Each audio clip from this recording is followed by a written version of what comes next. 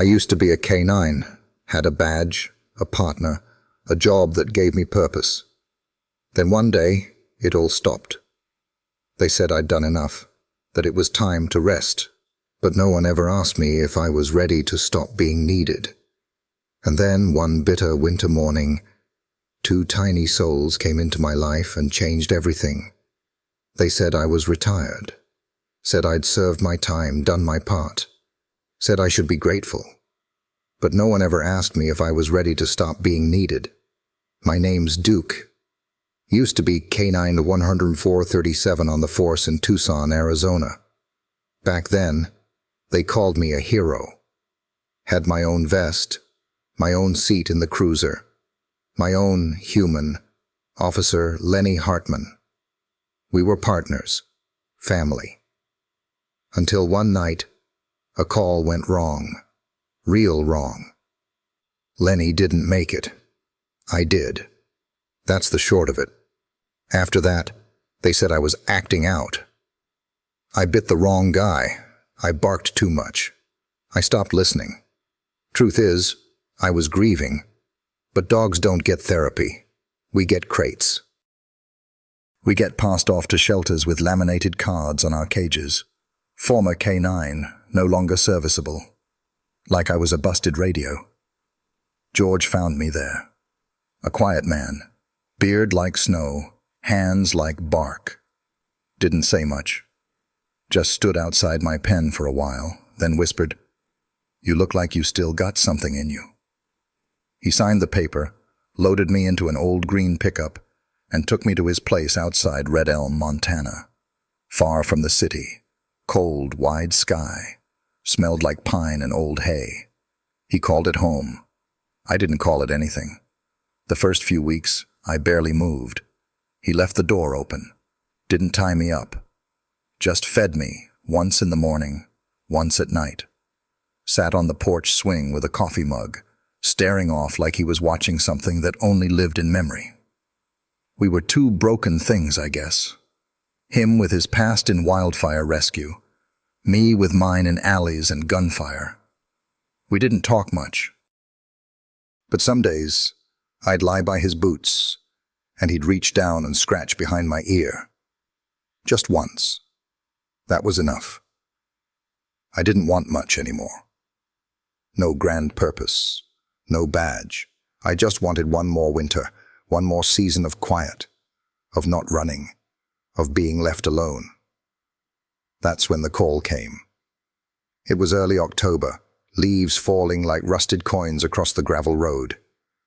George picked up the old landline in the kitchen. I only caught one word that made his hand freeze on the cord. Lions. He didn't say much after that, just looked at me like he was measuring something in his head.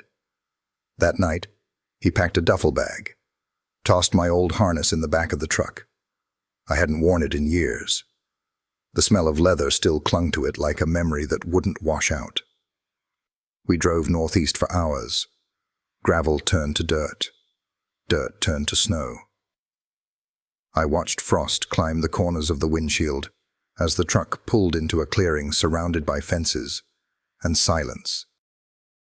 A sign read, "Snowberry Ridge Wildlife Sanctuary." I hadn't been around animals like me or unlike me for a long time.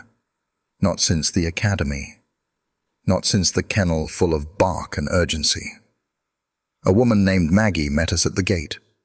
She had kind eyes, a sun-faded hat, and a clipboard that never left her side. She didn't pet me, just nodded like she knew not to reach too fast. "This is the one?" she asked George. He nodded. "He's the only one." Maggie crouched to my level. "We've got a situation." They walked ahead. I followed behind, no leash, just the cold biting at my pads and the scent of something. Off. Not blood, not danger. Something small, raw, like grief. They led me past cages and corrals until we reached a quiet wooden shelter near the trees. Inside were heat lamps, blankets, bottles lined up on a shelf, and 2 tiny shapes curled up in the straw, Barely breathing. Barely anything. Lion cubs. They didn't move when we entered. Didn't cry. Didn't lift their heads. Just huddled against each other, like they were afraid of being real. The mother rejected them, Maggie said. First litter. She doesn't know what to do with them. We waited 3 days. No nursing. No contact. Vet says she won't take them back. George looked down at me. I stared back. They need warmth, Maggie said. Stimulation. They need something alive beside them. Not bottles. Not gloves. And that's when I understood. I didn't volunteer. Don't get me wrong. I'm not some saintly creature with a calling. I didn't want to be here. I didn't want to be there anything. But when George opened that shelter door and motioned me inside, I stepped in. Because maybe, just maybe, being needed one more time was enough to matter again. I sat near them, still, silent. Their bodies trembled, but they didn't run. One of them lifted its head, just barely, and stared at me with eyes too big for its skull. Not fear. Not trust. Just the kind of look that says, "Please, don't leave." And I didn't. That night, I lay down beside them. I didn't sleep. I just listened to the way they breathed. One of them had a rattle in its chest. The other kept twitching in its sleep, little paws curling into knots. I curled around them, slow and careful, the way I used to curl around my handler's boots when he dozed in the squad car, the way I curled around memories I didn't know how to let go of. I didn't know then that this would be the beginning of a new story, a story not written in commands or sirens or service reports, but in warmth, in scent, in breath, in family.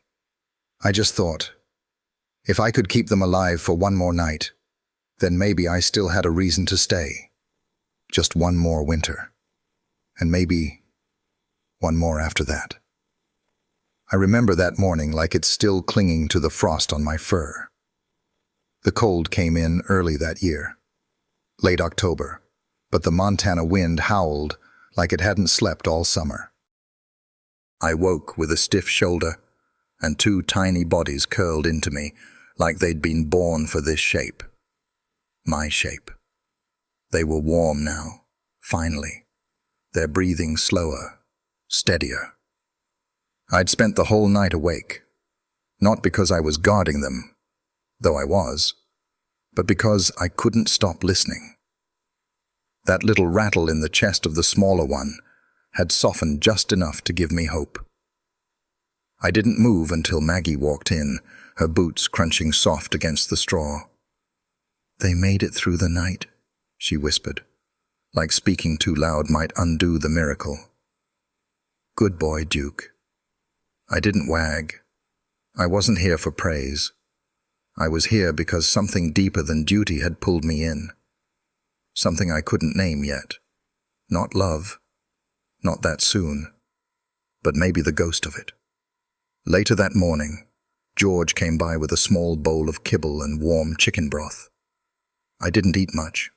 I just sat and watched as the 2 cubs began to stir. Their legs were shaky, their eyes still sticky with sleep. But they were alive.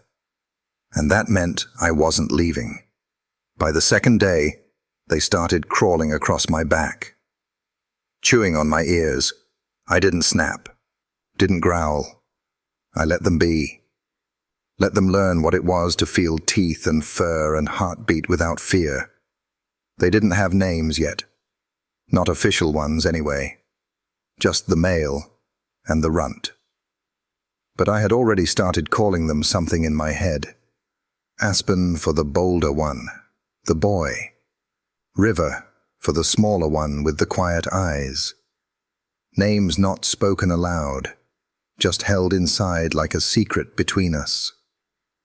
I don't know why those names came to me. Maybe it was the way Aspen tried to climb everything, even me. Or the way River tucked her nose into my chest like the world outside was just too much for her small body. It wasn't long before I learned why they were here, why they'd been left to shiver in the dark, while their mother paced the other side of the sanctuary, detached, hollow-eyed, like she didn't know what she'd created. Her name was Marla, a lioness, 3 years old, rescued from a roadside attraction down near Oklahoma where she'd been chained most of her life. She had the body of a queen and the soul of something broken. When she first arrived at Snowberry Ridge, she wouldn't eat if anyone was watching, wouldn't look you in the eye, wouldn't lie down unless she had 3 walls around her. Maggie said it took nearly 6 months before she'd even growl. And then, out of nowhere, Marla had her first litter. No one expected it. No signs, no warning. Just one cold morning and 2 wet, squirming cubs in the back of her shelter. They gave her space, waited, hoped instinct would kick in, that she'd nudge them close, let them nurse, do what mothers were made to do. But Marla didn't move. She watched them, then turned her back. 3 days went by. The cubs cried until their throats gave out. No milk, no warmth, no touch. On the 4th day, Maggie made the call to remove them. Said it was that or lose them both. I don't know what made Marla like that. Maybe it was the years of being treated like an exhibit. Maybe it was something wired wrong from the beginning. Or maybe, just maybe, she'd never known love long enough to give it. Still, I couldn't hate her. I knew what it was to shut down, to not have anything left to give. But those 2 cubs, they needed something, and somehow they decided it would be me. By the end of the week, I was nursing them with formula through soft rubber bottles, watching Aspen swat at the nipple like it was prey, while River drank slow, eyes half shut, like she was dreaming. Sometimes Maggie would kneel beside me and say things like, "You're doing good, Duke," or "Never seen anything like this." But she didn't pet me. She didn't break the silence we were building in that room. She understood something sacred was happening, and she didn't want to interrupt it with human noise.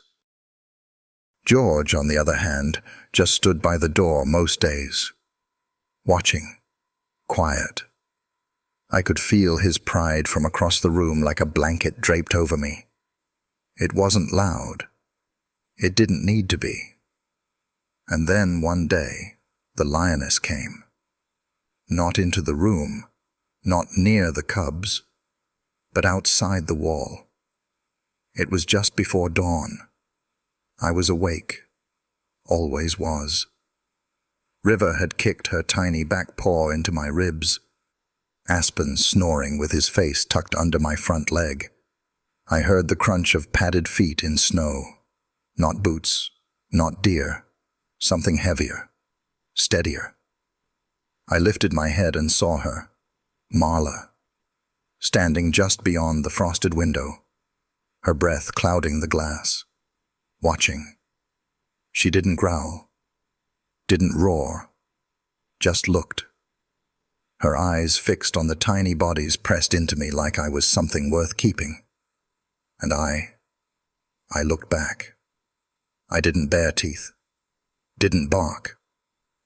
We stared at each other for what felt like forever. 2 creatures who had been asked to give something they no longer had. And somehow I knew she didn't come to take them back. She came to see what love looked like when it survived.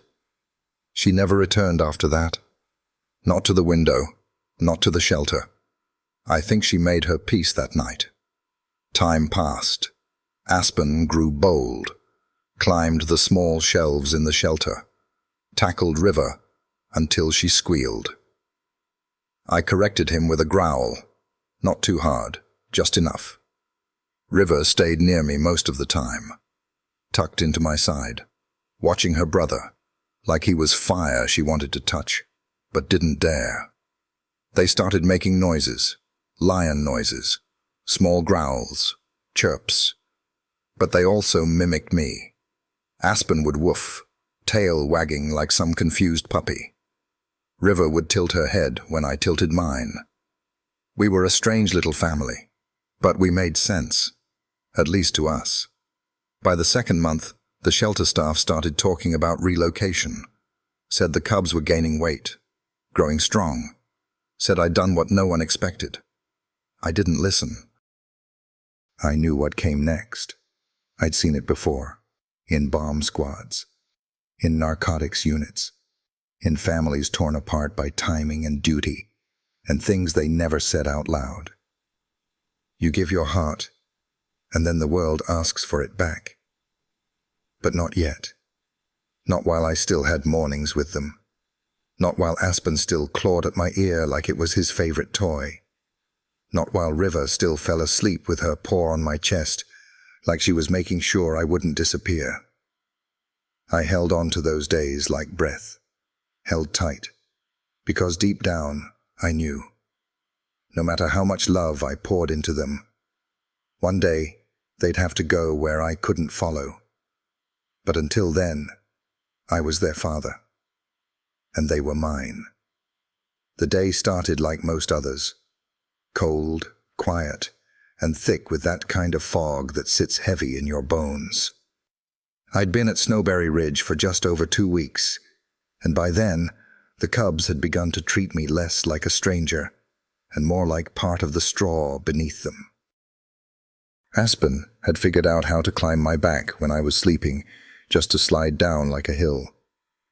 River, still smaller, still softer, had a habit of curling up between my front legs, her chin resting right above my paws, like I was the last solid thing in her little world. And maybe I was. That morning, I heard voices outside the shelter, hushed at first, then louder. Some excitement in them, some worry too. Maggie, George, a couple other staff I hadn't met by name yet.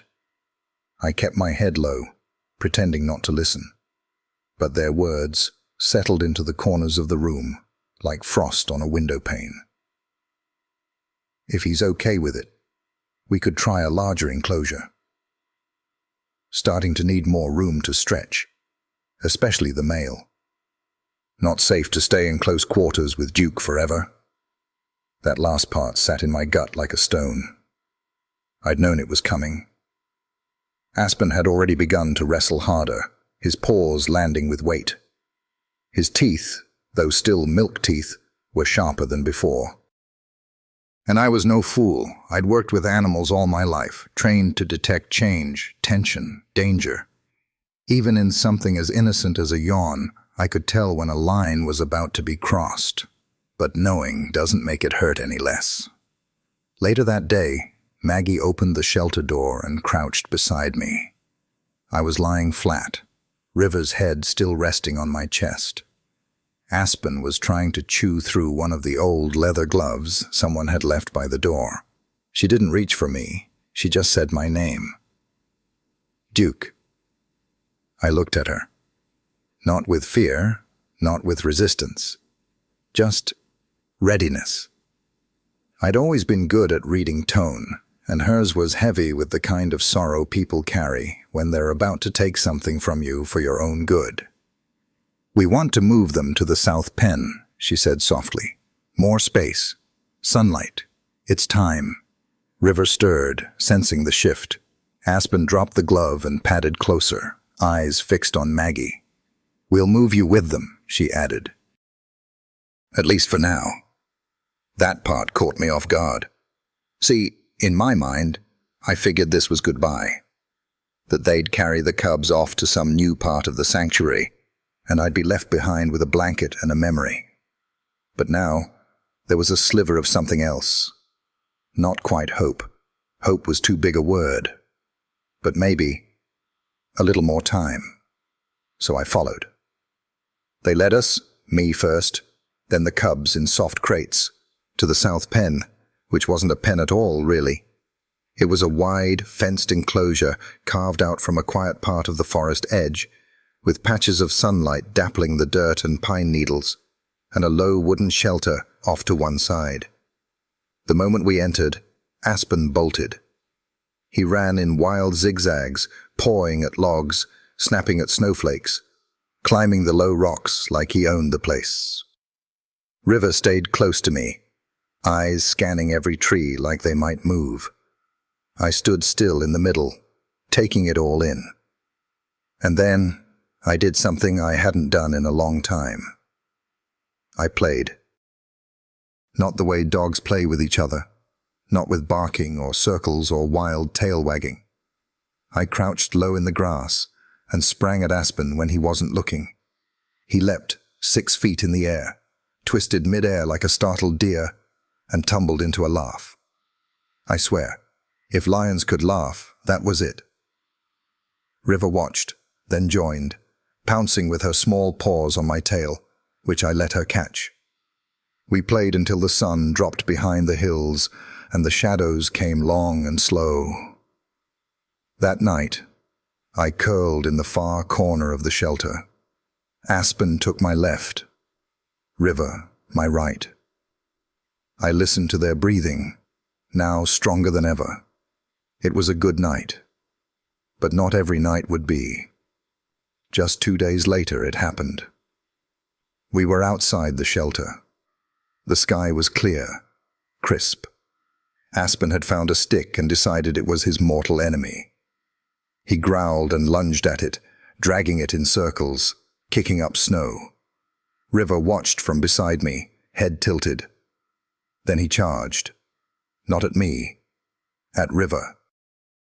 Playfully at first, just a cub's pounce, but his paw landed too hard, and she squeaked. Not a play squeak, but a hurt one. I barked, loud and low, a warning he'd heard before. Aspen backed off, but the air shifted. River looked up at me with watery eyes, and Aspen stood there, frozen, confused. That's when I realized something. Aspen was getting too strong, too fast. I couldn't correct him with words. I couldn't outmatch him with size for long. I was still their father. But soon, I'd no longer be enough. That evening, George came to check on us. I limped a little from a nip to the leg. Nothing serious, but enough for Maggie to notice. "You okay, old man?" George asked, kneeling down to touch my side. I didn't flinch, but I didn't meet his eyes either. "I think we may need to start planning next steps," Maggie said. "Duke's done more than we ever expected, but they're not cubs anymore. Not really." The silence that followed was heavy, even for humans. I wanted to bark. I wanted to tell them they were wrong, that Aspen still curled beside me at night, that River still whimpered when I left her sight for more than 5 minutes, that I could still guide them, shape them, but I couldn't say any of that, so I just lowered my head onto my paws and waited. Later that night, after the lights had gone and the air turned sharp again, Aspen crept over and nudged my shoulder with his nose. I opened one eye. He didn't try to climb me, didn't bite, just lay down, pressing his side into mine. His body was warm, his breathing calm. For a moment he wasn't a lion in the making. He was my cub, and then River joined. No words, no sound, just the 3 of us, lying beneath a sky too big to understand, pretending that nothing would ever change. But deep down, I knew the truth.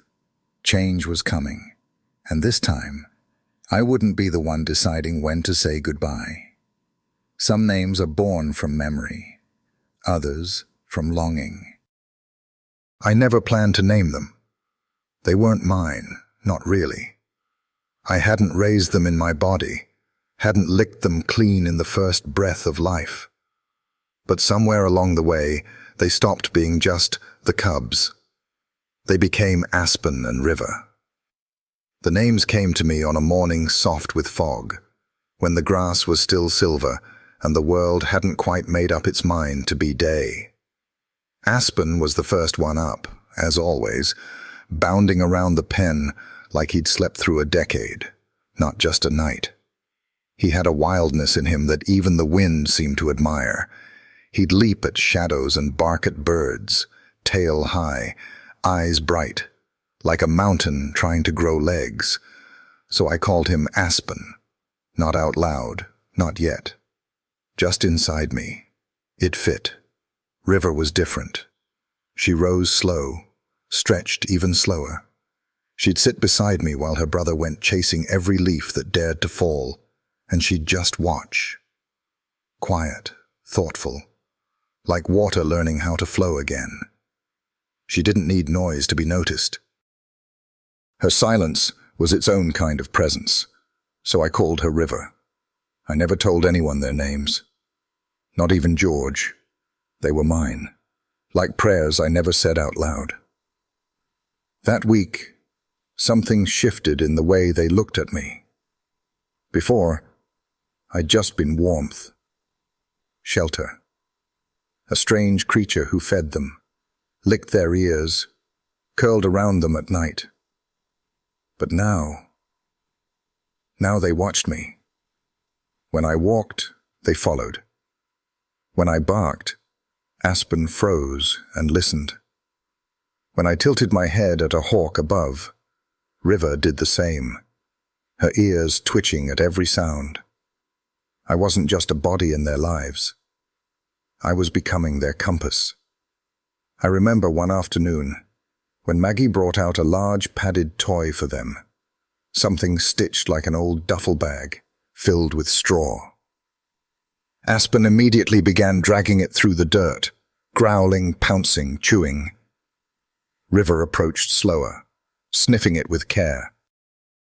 She stepped back and looked at me as if to ask, "Is this safe?" I gave a soft woof and lay down beside it. That was enough. She joined her brother, cautious but willing. They trusted me in ways I didn't fully understand. Maybe because I never asked anything of them. I didn't tell them how to be. I just stayed. The bond we built wasn't loud. It wasn't made of commands or collars or structured training like the old days. It was made of skin and breath, of straw stuck in fur and milk spilled in the dirt, of moments too small for a clipboard to record. At night, we had a rhythm. They'd curl up on either side of me, like bookends to a story that wasn't finished. Aspen always fell asleep first, fast and deep, his legs twitching with dreams of running. River took longer. She'd shift, adjust, tuck her nose under my chin, then lift it again, as if checking to see if I was still real. I'd lick her between the eyes. Just once. She'd sigh and close her eyes. That was our dance. Some nights, I'd wake in the dark and just watch them breathe. Their chests rising in tandem. Two tiny lions who didn't know yet how the world could hurt. And I'd feel something in my chest I hadn't felt in years. Purpose. Back when I worked the streets with Lenny, every day had a mission. Sniff this, track that, find the lost or chase the danger. I'd known my role. But when Lenny died, the mission died too. And so did a part of me. But now, with these two, there was no mission. Just presence. Just love. George noticed the change. "You've softened," he said one day, squatting beside me as the cubs played tug-of-war with one of my old training ropes. "Didn't think you had it in you, old man." I didn't wag my tail. I just leaned into his hand when he scratched behind my ear. Maggie said they were thriving, gaining weight, teeth coming in strong. She joked that Aspen would need his own enclosure soon. I knew she wasn't wrong. He was growing faster than any of us expected, already heavier than River by a good margin, his muscles tighter, movements quicker. But he still came back to me after every adventure, panting, proud, and waiting for the nuzzle he'd come to expect. River was steadier, more cautious, but smarter. She was the one who'd alert me first to the hawk's shadow overhead, the one who'd tug at my tail when Aspen played too rough. I wondered if, In another life, she'd have been a healer. They were becoming themselves. And I was beginning to imagine a world where maybe, just maybe, we could stay like this a little longer. One morning, after a light snowfall, George came into the pen, holding something under his coat. I sat up. So did Aspen and River. He knelt and unwrapped a folded wool blanket, one of mine from our cabin. "It's yours," he said. "Figured you might want a bit of home here." I nosed it.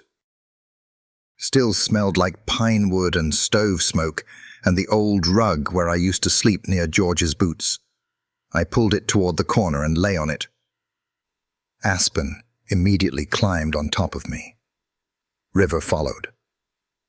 We lay there like a pile of mismatched memories, breathing in the past and warming the present.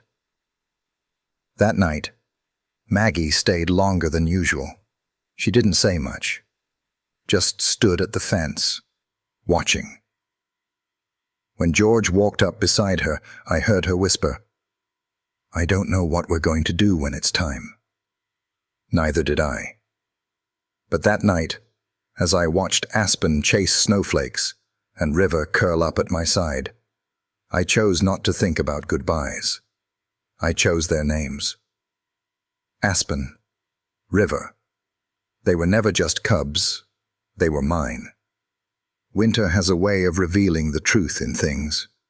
You'd think it's the cold that does it, the sharp wind, the ache in old joints, the stillness that creeps into your bones. But no, what winter really does is strip away the noise, makes you sit with yourself. Makes you feel what's left when everything else is quiet. And that season, I wasn't afraid of it anymore. Not with them beside me. I used to dread the first frost. Back when I was stationed in the city, the cold meant long nights waiting outside, salt on the roads burning my pores, the hum of radios never letting you rest. Even after I retired, winter had a way of getting into my head. Too many memories, too much silence. But not here. Not now. Because now, I had Aspen and River. By mid-December, the sanctuary was blanketed in snow. Thick drifts along the fences, icicles hanging from the tin roof of our shelter. Most days were overcast, the sky sitting low like it had something heavy on its chest. But inside our little world, things were different. The cubs, my cubs, were thriving.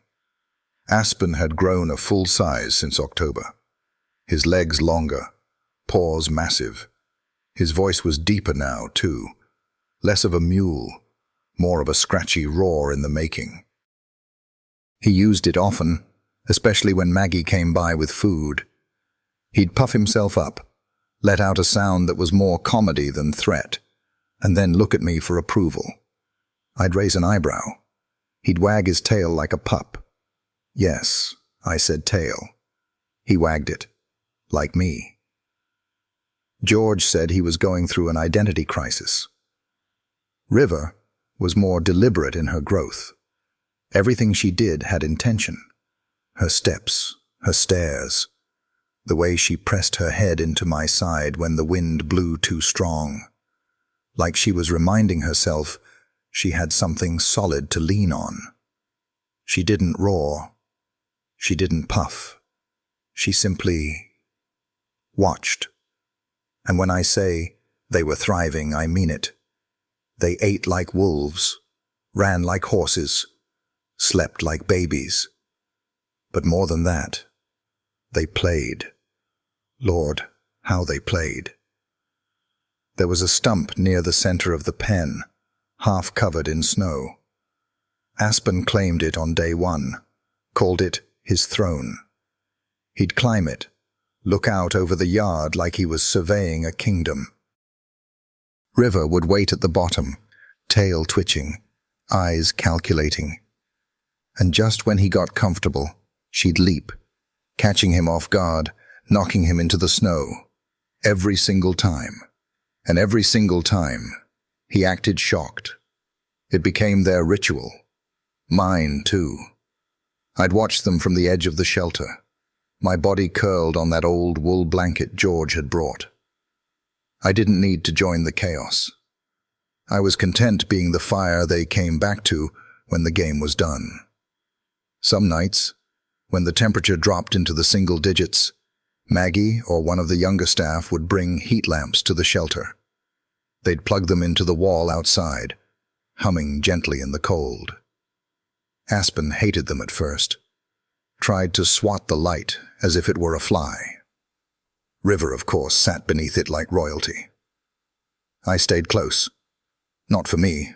I'd spent nights colder than this under police cruisers and alley dumpsters.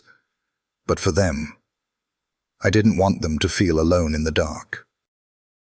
That was something I understood too well.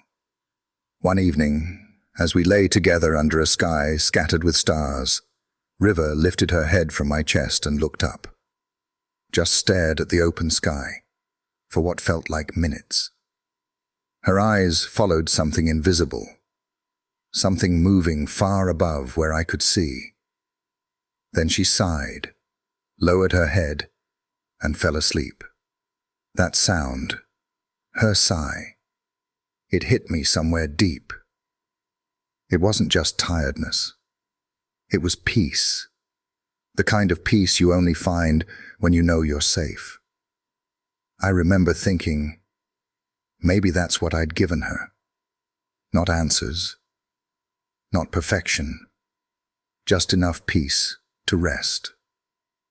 And Aspen, he was starting to mimic me more.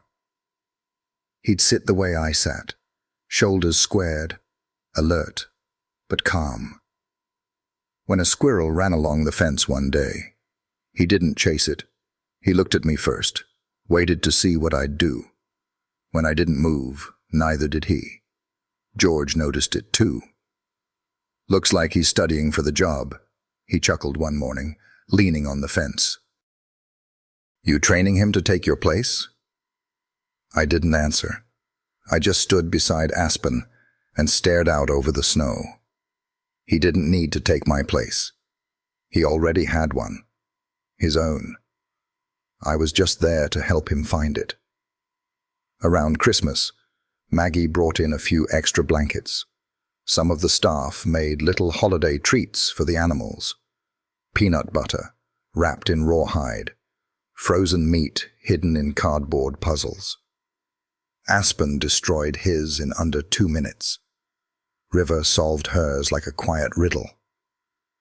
I buried mine in the corner of the shelter, not out of disinterest, but because something told me I'd want it later. That night, they both fell asleep on top of me. Aspen's paw over my neck, River's tail curled under my leg. Outside, the wind howled. The trees creaked. The world pressed cold fingers against the glass. But inside, I didn't feel any of it, because cold, I'd learned, wasn't so scary when you weren't facing it alone. I used to think warmth was something that came from the sun, or fire, or thick layers of fur.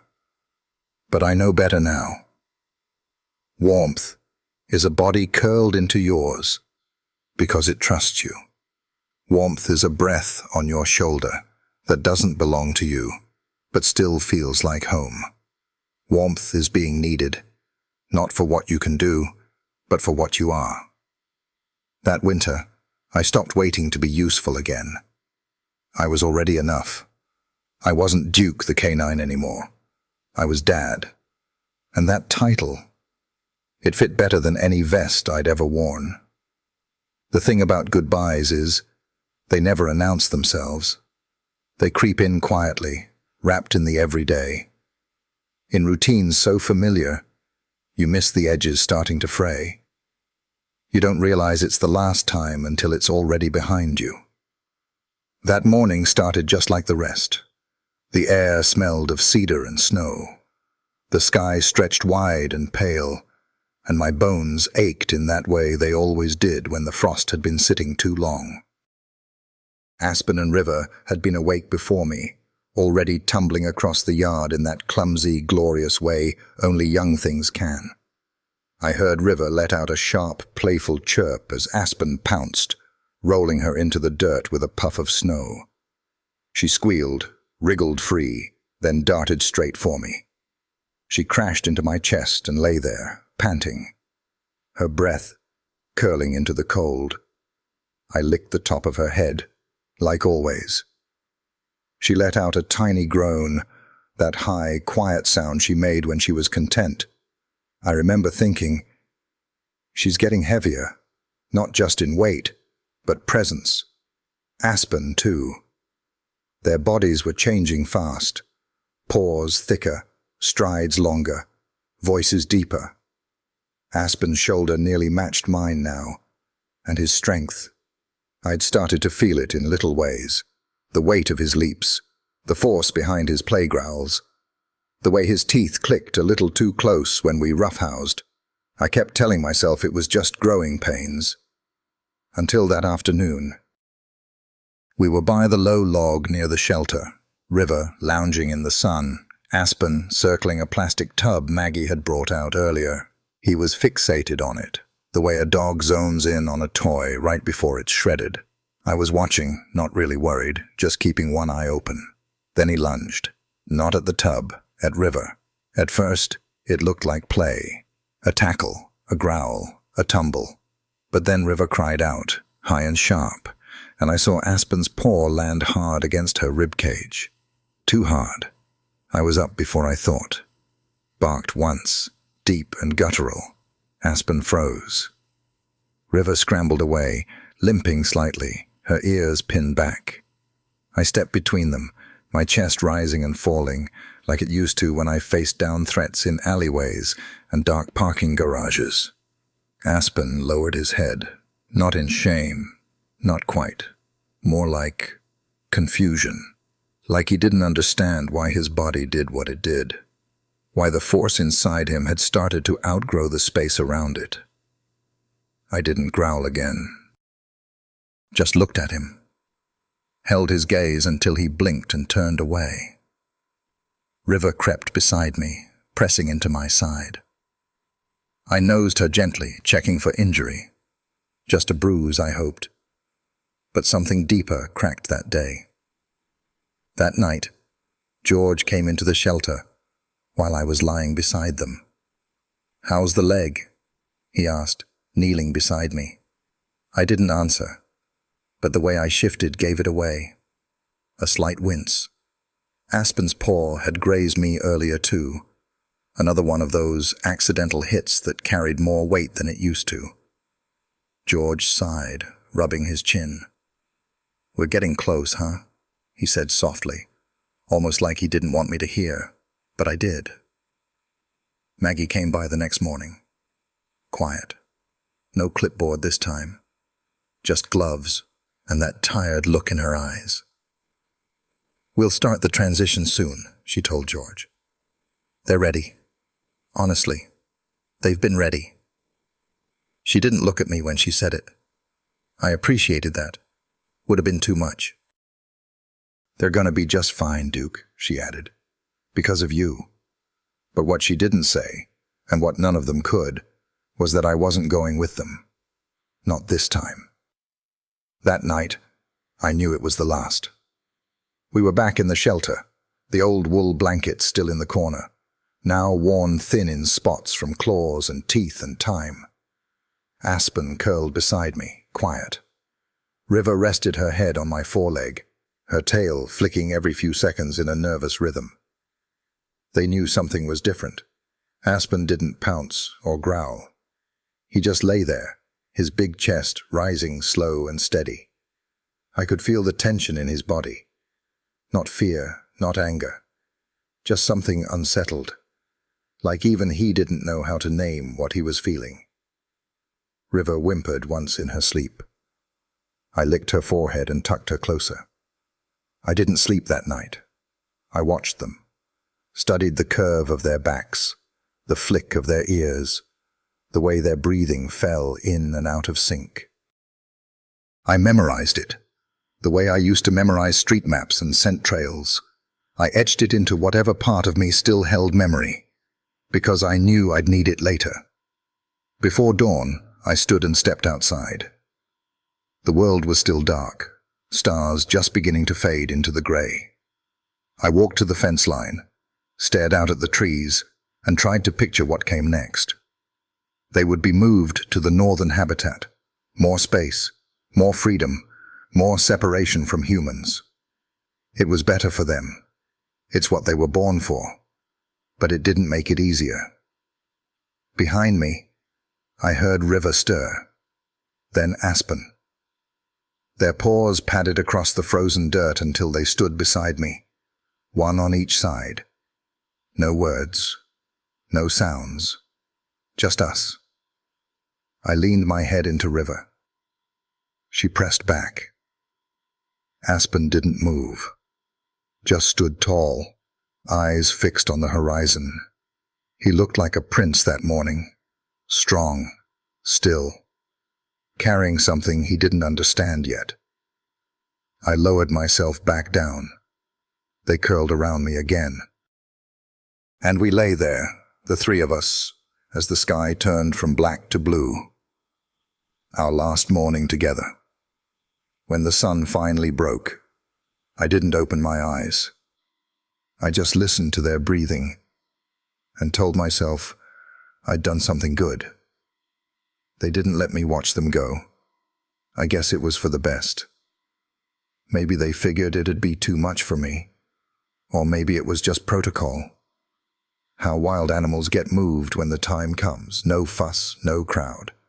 But still, when I woke up that morning and their scent was already gone from the straw, I knew something had ended.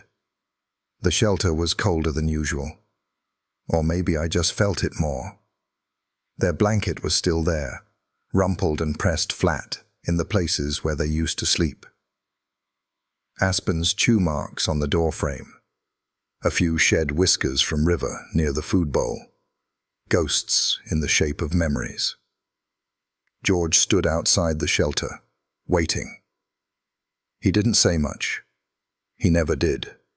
But his eyes lingered on me a little longer than normal when I stepped out. I didn't run to the gate, didn't search the pen. I just walked, slow, quiet, like I'd aged a decade overnight. The drive back to the cabin was mostly silent.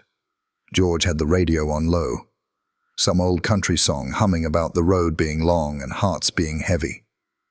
He kept one hand on the wheel, the other resting on my harness beside him. I didn't lean into it, not because I didn't want to, but because I knew that if I did, I might not pull back. The trees flew by in streaks of gray and green, and I watched them without seeing. My mind was stuck on every sound that wasn't there anymore. The thump of Aspen's paws chasing shadows, River's soft hum when she was about to sleep, the way they both breathed, slow and steady, like they trusted the world, like they trusted me. When we got back to the cabin, George opened the door and let me in first. I paused on the threshold. Something about the air felt too still. It smelled the same. Pine, smoke, the faint scent of George's coffee. But the energy was missing. The hum. I walked to my old bed in the corner. Lay down slow. The blanket felt thinner. My body heavier. George set down the duffel, took off his coat, and stood there for a moment watching me. Then he knelt beside me and ran a hand through my fur. "I'm proud of you," he said. I didn't lift my head. "You did good, Duke." The words were kind, true even, but they didn't fill the hollow space inside me.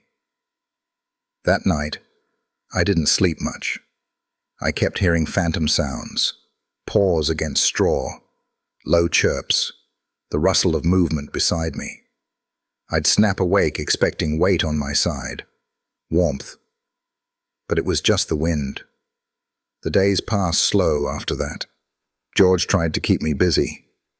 We took longer walks through the woods behind the house, He brought me to the post office in town like old times.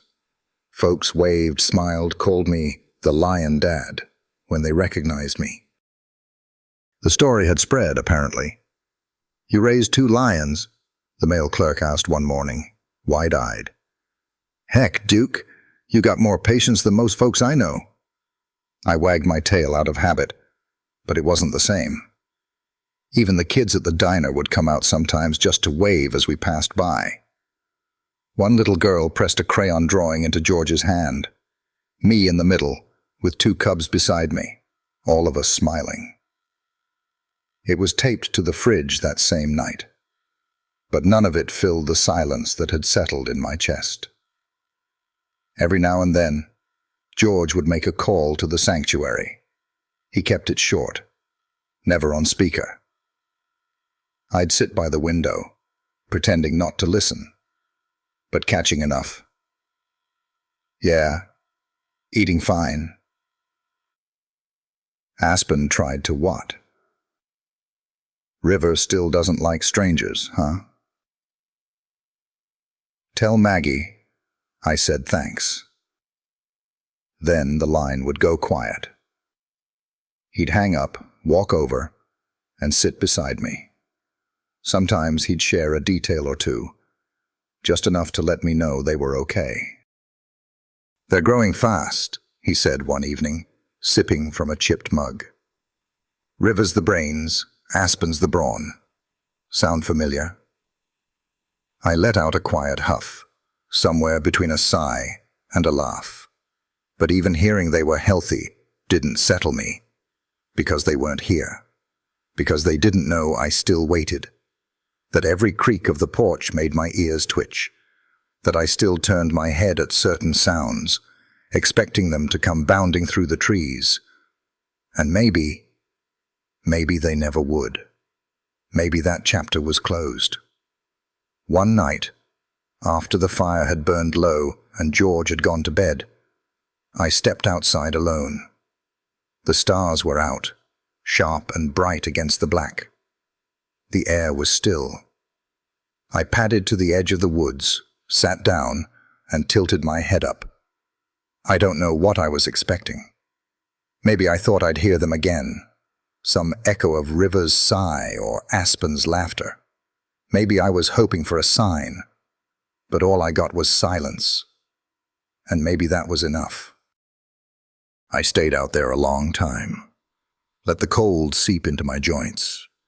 Let the quiet press against my chest until it didn't feel like a weight anymore, but a reminder of what had been, of what still mattered. Because even though they were gone, I was never really alone. Time doesn't stop just because your heart wants it to. The days after Aspen and River left were long and wide and quiet. Winter melted into spring. Spring rolled into summer. The grass came back to life, and so did the birdsong. I still walked with George every morning, down the gravel path behind the cabin, through the old gate that stuck in the rain, past the meadow where the wind made the tall grass ripple like water. But something in me had gone still. It wasn't sadness, not exactly. It was more like space. A space where something had lived once, where 2 cubs had tumbled and growled and curled up against me, thinking the world began and ended at my side. I didn't say their names out loud anymore. Not even in my head.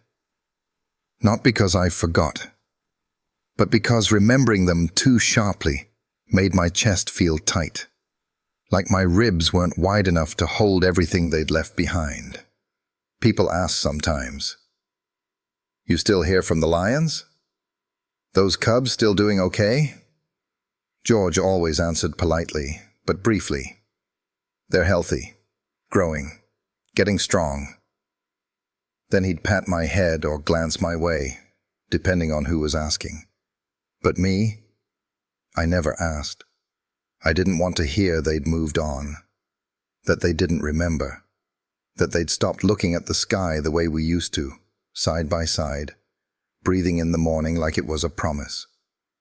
I filled my days with habits, cleaning out the shed with George, sitting on the porch while he whittled, watching the road for mail trucks, even raised another litter of pups for a neighbor who found herself with too many mouths and not enough hands. They were sweet pups, brown and black and loud as thunder, always underfoot. One of them, Scout, had eyes a little too much like Aspen's, and sometimes when he pounced on a pine cone or chewed on my tail, I'd feel that ache again, that almost. But no matter how many puppies I licked clean, none of them curled into me like River used to. None of them listened the way Aspen did when I lowered my head and barked just once. I missed the weight of them, the rhythm of their breath in sleep, the way their fur smelled after a good roll in the dust. I missed how Aspen used to act brave until a branch cracked too loud, and how River used to fall asleep with her paw pressed into my chest, like she was grounding herself to me. But I never said it, not even to George. He tried, once. We were watching the sky go purple behind the tree line, the fire crackling low, a pair of marshmallows forgotten at the edge of the pit. "You think about them much?" he asked. I didn't move. He didn't press. Just sipped his coffee and nodded like he already knew. "They're not little anymore," he said. "Probably bigger than you now." I didn't bark, didn't huff, just rested my chin on my paws and closed my eyes. They might be bigger, but they'd always be mine. That fall, George got a letter from the sanctuary, a holiday newsletter printed on thick paper with green borders and too many smiling humans holding animals in sweaters. I watched him thumb through it at the kitchen table. Then he paused. He held up the page and turned it toward me. There, in full color, was a photo of two lions. Tall, strong, golden in the sun. One was clearly Aspen, his eyes wild and defiant, but his stance familiar, proud. The other was River, sitting just behind him, a little more cautious, but no less regal. They looked like royalty. The caption said they'd been fully transitioned into the big habitat in Idaho, that they hunted live prey now, that they'd formed a tight bond and kept to themselves. Inseparable, it said. George set the page down and rubbed his chin. "Still a team," he murmured. I walked over and pressed my nose to the photo. It didn't smell like them. Of course not. But something stirred in me all the same. I didn't sleep much that night. Every sound in the woods brought a flick of my ears. Every creak in the floorboard made me lift my head. Part of me wondered if they missed me. Not the way cubs miss a blanket or a familiar scent. I mean, the real kind of missing. The kind that aches behind your ribs. The kind that shows up when it's quiet and your mind wanders. I wondered if they ever lay in the grass under the stars and thought about that little shelter, that wool blanket, the old dog who kept them warm when their own mother wouldn't. Maybe not. Maybe they'd buried that part of their lives, like most animals do when the wild calls louder than memory. But me? I held on, not out of sadness, out of love, a love that didn't need to be returned to be real. 2 winters passed. My fur started to gray more around the muzzle. My steps slowed. George had to help me into the truck sometimes. The pups I'd helped raise came back to visit, big and bounding, licking my face and barking like they didn't notice the change.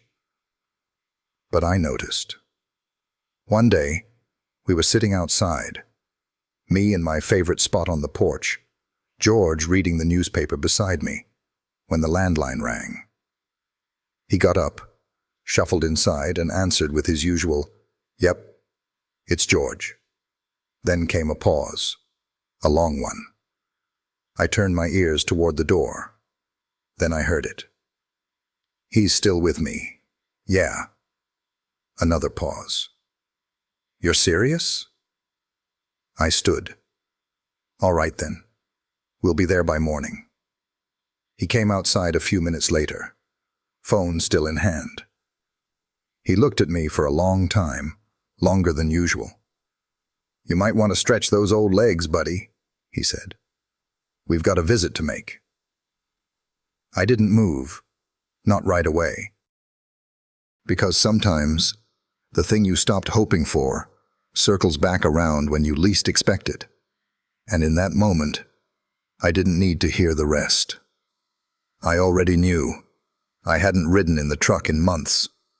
My hips weren't what they used to be. The jump up onto the seat took more effort now, and George had to give me a little boost with that hand under my belly, like he used to when I was a pup, training to leap into the cruiser.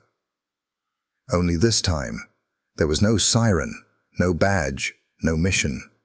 Just the low hum of the engine, the smell of pine on the air, and a silence between us that wasn't heavy. It was filled with meaning. We drove for hours, northbound through wide roads flanked by trees that had already begun to give in to fall. Leaves the color of rust and gold whispered down onto the hood. George kept one hand on the wheel, the other resting near my paw, like it had always known where to be. He didn't say much. I didn't need him to. I could feel it. Something had shifted in the wind, in the way the road curved sharper than I remembered, in the weight behind that phone call. He'd only told me the basics. "The director said something changed," George had said, as he packed the old overnight bag. "They've been acting different, like they're looking for something, or someone." I didn't ask who. I didn't need to. By nightfall, we pulled into a small roadside motel near the edge of Idaho, one of those places where the lobby smells like burnt coffee and the neon sign flickers with a tired hum. George got the key, unlocked room 6, and laid the blanket on the bed without saying a word. I curled up there, paws tucked under, ears half tilted to the buzz of the heater and the creak of his boots. Neither of us slept much. Next morning, we drove the last leg in silence. The mountains grew taller, closer. Pines thickened. The road narrowed into gravel, then dirt, then a long stretch of chain-link fencing that wrapped itself around the base of a hill. The sign read, "High Range Wildlife Preserve." It was bigger than Snowberry Ridge, wilder too. Less structured, less fences inside fences, more open ground, real terrain. A place for animals that had outgrown the boundaries of human care. A place for lions to remember who they were meant to be. We were met at the gate by a woman named Nora. Short gray braid, eyes like cold steel, but her smile was warm and real. She didn't kneel to greet me, just offered her hand, palm out, and let me sniff. "He's older than I expected," she said. George just nodded. "He's earned it." She led us through a narrow trail that cut between high grass and outcroppings of rock. The air was different here, thin, wild, tinged with something raw. I could smell them before I saw them. Aspen, river. Their scent came in layers. Aspens bold and thick, like fresh cedar after rain. Rivers softer, more elusive, carried in the breeze like smoke from a distant fire. They were close. "Last few weeks," Nora said as we walked. "They've been unsettled, pacing the same spot, staring through the fence like they're waiting for someone to come back." "Have they been aggressive?" George asked. Nora shook her head. "No, just distant, like they're listening for a sound no one else can hear." My legs stiffened as we crested the ridge. Down below, in a wide open clearing surrounded by boulders and brush, 2 lions stood, one taller, broader, head high, the other smaller, lower to the ground, watching the tree line. Aspen, river, They were magnificent. Aspen had grown into a full male, shoulders like boulders, mane thick and golden, tail twitching with tension. River stood beside him, graceful and lean, her frame coiled with quiet strength. They didn't see us yet. I stood at the edge of the hill, heart pounding, not from exertion but something older, deeper, a kind of trembling I hadn't felt since the day I lost Lenny. The day the leash snapped, the day the world went quiet and never came back the same. George laid a hand on my shoulder. "You don't have to go down there if you don't want to." But I did. I needed to. The gate opened slow. Nora gave me space. I walked down that hill with every step echoing like thunder in my chest. The wind shifted, and they turned. Aspen was the first to move. His body went rigid, head snapping toward me. For a breath, we just stared at each other across the grass. He didn't growl, didn't charge, just stood there, eyes locked onto mine like he was trying to reach through time. Then River moved. She stepped forward, slow, measured. Her ears were up, her tail still, her eyes. They were wet, wide, searching. I kept walking. My paws crunched soft against the earth. My breath came in shallow bursts. When I stopped, we were only feet apart, close enough to feel the heat of them. Aspen took one step, then another. Then he ran. He didn't roar, didn't pounce. He ran like he used to when he saw me come in with the morning milk, like his body remembered before his mind could catch up. He barreled toward me, then skidded to a stop, close enough that his nose touched mine. He sniffed once, then twice, and then he leaned in, pressing the side of his massive head against mine with a sound, low and soft, not a growl, not a whine, just a note, a memory. River was right behind him, sliding into my side, wrapping her body around me the way she did as a cub when the wind got too loud. I stood there between them, trembling, not from fear, but from something like home. Aspen nuzzled my neck. River licked my ear. I licked her back, just once, like I used to every night before sleep. She leaned into it, sighed. They hadn't forgotten. They never did, and neither had I. It's strange, the things your heart remembers when your mind gets quiet. Like how Aspen used to stumble over his own paws trying to chase snowflakes, or how River would fall asleep with one eye half open, just to be sure I was still there, or the way their small bodies used to curl into me, like I was a mountain meant to shield them from the world. But standing there in that clearing, with their full-grown frames towering beside me, that past felt both distant and close, like a dream I was waking into all over again. I didn't know what they'd do when they saw me. I didn't know if time had worn away the bond we built, if their instincts had rewritten what love used to mean. I didn't know if they'd greet me or tear me apart. Truth is, I was scared, not of them, of what it would mean if they'd forgotten. But they hadn't. After that first moment, nose to nose, breath to breath, everything changed. Aspen leaned harder into me, that deep rumble rising in his chest like a song he'd been saving for years. River wrapped around my side, her tail flicking against my leg, and I let out the softest bark my throat could carry. Just once, just for them. It was like we never left that little shelter, like time had folded in on itself and given us one more chance. I heard George let out a breath behind the fence. Nora murmured something like, "Unbelievable," but I wasn't listening to her. I was listening to them. Their paws pressing into the dirt, their breathing beside mine, their bodies, huge now, wild, moving with a gentleness I hadn't expected. Aspen nudged my neck and flopped down in the dirt like an overgrown pup. River curled beside him, and I settled between them, old bones and all. We lay there for what felt like hours. I don't know if the staff expected it to go differently. I don't know what they'd planned for, in case things went wrong. But none of that mattered anymore, because we were together again. When the sun began to dip low, and the sky turned that soft kind of gold that only autumn brings. River stretched and stood. She looked at me, then at the woods beyond, then back again. Aspen followed, rising with a grunt, his mane catching the light like fire. I knew what they were saying. Come with us. But I couldn't. Not really. I stood too, slowly. My joints popped, my breath caught. But I stood. They waited, both of them, until I was upright.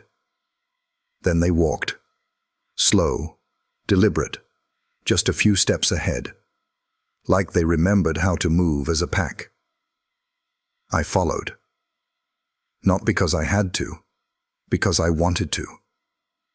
Because every step was another stitch in something that had torn years ago. We didn't go far, just a slow loop through the outer trees, where the light filtered in like music, and the ground held our tracks like memory. They took turns circling back to me, pressing their heads into mine, brushing their bodies along my side. Aspen barked once, low and playful. River chased a squirrel up a log and looked back like she wanted to know if I saw. I did. I saw all of it, and I remembered everything. Eventually, Nora called out gently from the ridge. "All right, Duke. Time to come back, old boy." Aspen's ears twitched. River froze. I stopped. I looked at them one last time, standing in the half-shade, half-sun, with eyes that still held the cubs they used to be. They didn't move, didn't try to follow when I turned. They just watched. And I walked back, slow, heart full. When I reached the gate, George met me with a towel and a look in his eyes I hadn't seen in years, not since Lenny, not since the call that never got answered. "You okay?" he asked, kneeling to wipe the dust from my legs. I pressed my head into his chest and let him hold me, because no, I wasn't okay. I was something better. I was whole. That night, we stayed at the preserve. They gave George a small cabin near the edge of the fence. I curled up on the porch, blanket under me, wind brushing through the pines. I could hear them out there, moving through the grass, breathing just out of sight. Aspen's rumble, River's soft pads in the dirt. I didn't sleep much, didn't need to. I just listened. And for the first time in a long time, I didn't wonder what would happen next. Because whatever came after this, whatever years I had left, whatever aches or winters, I'd already been given more than most ever get. A family, and a chance to see them remember. We stayed another day. George never said why, and I didn't ask. He just unpacked his shaving kit and laid his flannel shirt over the cabin chair like we were home again. Maybe he saw the way I walked slower that morning. Maybe he heard how my breath caught when I laid down the night before, body creaking like a porch swing in the wind. Or maybe, just maybe, he knew this wasn't something you walk away from in a hurry. That second morning, I made my way out to the clearing again, slow and steady. My legs weren't eager, but they obeyed. And when I stepped past the last pine, there they were, Aspen and River, waiting like they'd known I'd come. No fences, no hesitation. River approached first, brushing her head along my side with a grace that no longer belonged to a cub. Aspen hung back for a beat, then bounded forward, his big paws barely making a sound on the earth. He sniffed the top of my head, then huffed through his nose, like he was checking to make sure I was still real. I was, and I wasn't. I was older, slower. I didn't crouch to play or run beside them when they started their chase across the glade. I just sat beneath the tree line and watched. But they came back to me. Again and again, like orbiting stars, that never forgot where home was. That afternoon, Nora came out with a clipboard and a gentle voice. "Don't mean to intrude," she said, kneeling beside me, "but I wanted to tell you something." I looked up. Her eyes were softer than before. No clipboard could hide that. "Since yesterday," she said, "they've been different, calmer, eating better, less pacing, less agitation. It's like—" She stopped herself, smiled. "It's like they remembered how to be who they were." I let out a breath through my nose and leaned into her side. She scratched behind my ear. "You gave them that," she whispered. I didn't need to hear it, but it was kind of her to say. Later that evening, George and I sat outside the cabin, sharing silence the way we always had. The air was cool, that early fall crispness that bites a little deeper when the sun starts dipping sooner. He watched the clearing. I watched the tree line. And somewhere between us, the two of them moved like shadows, always close, never far. "I'll tell you something, Duke," he said after a while, his voice low. "I've seen a lot of things in my years. Fire, flood, men who ran into danger without a second thought. But nothing's ever hit me like watching those two press their heads into you yesterday." I turned my eyes to him. "That's love," he said, "and not the kind you can train for." I let out a soft whine. It wasn't sadness. It was acknowledgement, agreement. It was truth. Family ain't always blood. Sometimes it's fur and breath. Sometimes it's quiet moments and shared scars. Sometimes it's two lion cubs who should have never made it through the first week, curling into the side of a dog who was ready to give up on the world. And sometimes it's just being there, day after day, until they stop flinching, until they start to grow.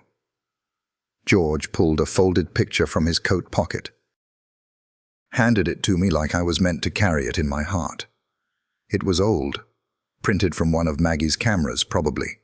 Grainy, but clear enough. Me lying in the shelter, both cubs asleep across my back.